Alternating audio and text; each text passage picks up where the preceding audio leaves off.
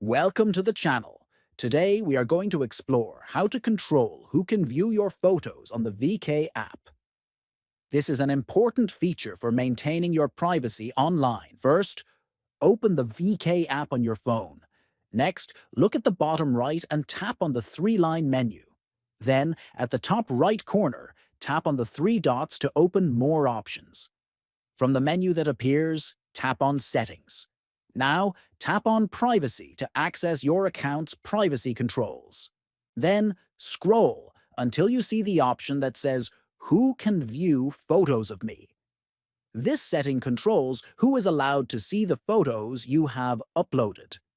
After tapping on this option, you will see several choices including All Users, Friends, All Friends, Only Me, or Certain Friends. Choose the option that best fits your privacy needs. Once selected, the change will update instantly without the need for further confirmation. While following these steps, you can ensure that your images are shared only with the people you choose, keeping your account secure and private.